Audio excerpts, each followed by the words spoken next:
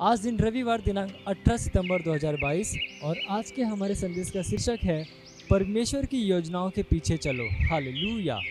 हमारा आरंभिक वचन लिया गया है नीति वचन अध्याय 16 वचन 25 से, जो कहता है, ऐसा भी मार्ग है जो मनुष्य को सीधा जान पड़ता है, परंतु उसके अंत में मृत्यु ही मिलती है। पहला शमूएल अध्याय 15 में हम शाऊल के विषय में पढ़ते हैं और कैसे परमेश्वर ने उसे अमालेकियों पर विजय दिलाई। हालेलुया।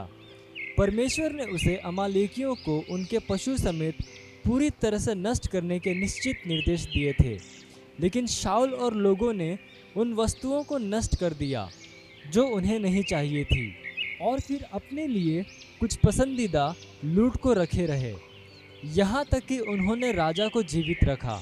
हालेलुया।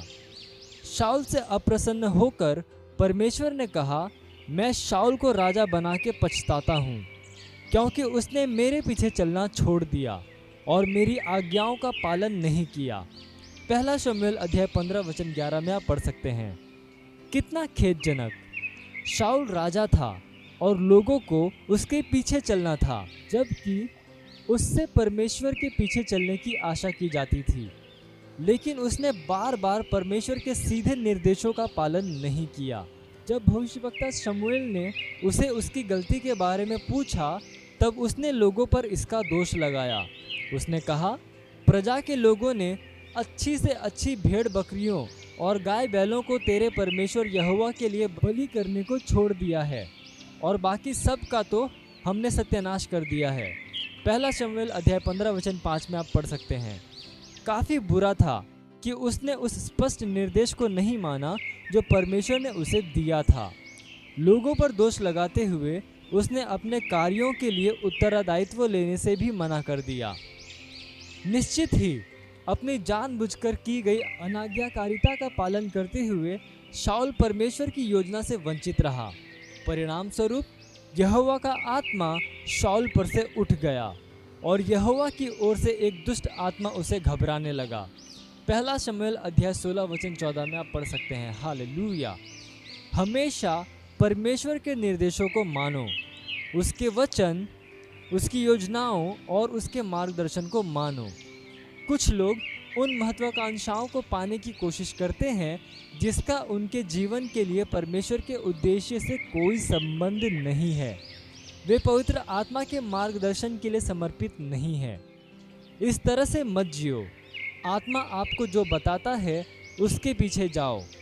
वही है जो आप पर भेद की बातों और दैवीय रहस्यों को प्रकट करता है और अपने आप को परमेश्वर के सपने में खोजने में आपकी मदद करता है। Hallelujah. Praise the Lord.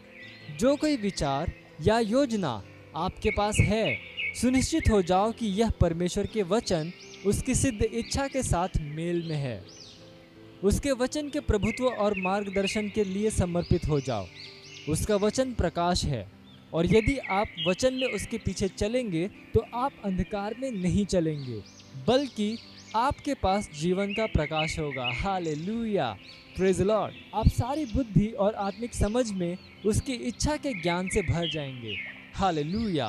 Praise the Lord. यह समय घोषणा का, आप जहाँ कहीं पे भी हैं अपने पवित्र हाथों को उठाकर मेरे साथ ये घोषणा कर सकते हैं। बोलिए, मैं पवित्र आत्मा के मार्गदर्शन और उसके वचन के लिए पूरी तरह से समर्पित हूँ, क्योंकि उसका वचन मेरे पैरों के लिए दीपक और मेरे रास्ते के लिए प्रकाश है, जिसके द्वारा वह मुझे सफलता, विजय और असीमित आनंद में ले चलता है।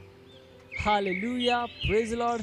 आप अतिरिक्त अध्ययन में पढ़ सकते हैं भजन संहिता अध्याय 119 वचन 105 और इफिसियों अध्याय 2 वचन 10 AMPC अनुवाद से, और इर्मयाह अध्याय 7 वचन 23। हालेलुया।